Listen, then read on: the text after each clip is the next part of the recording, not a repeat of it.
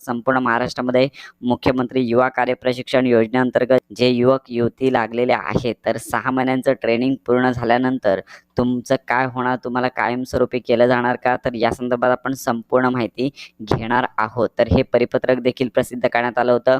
तर याच्यामध्ये महत्त्वाच्या नोटीस देण्यात आलेल्या आहेत. तर यामध्ये पाहू शकता की सदर कार्य प्रशिक्षणाचा कालावधी 6 महिने असेल आणि सदर 6 महिन्यांच्या कालावधीसाठी उमेदवारांना या योजनेअंतर्गत शासनामार्फत विद्यावेतन देण्यात येणार आहे.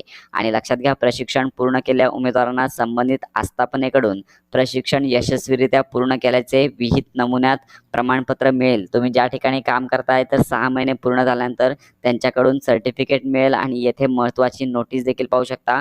या योजनेच्या प्रशिक्षणानंतर प्रशिक्षण पूर्ण केलेले उमेदवार संबंधित उद्योग किंवा आस्थापना यांना योग्य वाटल्यास उमेदवाराची इच्छुकता जर असेल तर त्यांना रोजगार देण्याच्या दृष्टीने संबंधित आस्थापना निर्णय घेऊ शकतील. तर लक्षात घ्या, तुम्ही ज्या ठिकाणी काम करताय आणि तुमचा कालावधी जर संपला तर त्या ठिकाणी जर गरज असेल किंवा तुमची काम करण्याची इच्छा असेल आणि संबंधित आस्थापना किंवा संबंधित अधिकारी किंवा ऑफिस जर तुमची गरज असेल तर तुम्हाला त्या ठिकाणी पुन्हा रुजू केलं जाणार आहे. तर आणि या संदर्भातला निर्णय संबंधित आस्थापना घेणार आहे. याचबरोबर जे मंत्री लोढा आहेत तर यांनी देखील सांगितलेलं आहे की मुख्यमंत्री युवा कार्य प्रशिक्षण योजनेअंतर्गत जे कॅन्डिडेट आहेत त्यापैकी 50% उमेदवार यांना परमनंट करण्याचा विचार देखील होणार आहे. त्यामुळे लक्षात घ्या, या संदर्भातले निर्णय आचारसंहितेनंतर घेण्यात येतील. अशा प्रकारे ही महत्त्वाची माहिती आहे आणि या संदर्भातला निर्णय आचारसंहितेनंतर होणारच आहे. तर अशा प्रकारे ही महत्त्वाची माहिती इतरांपर्यंत नक्की शेअर करा.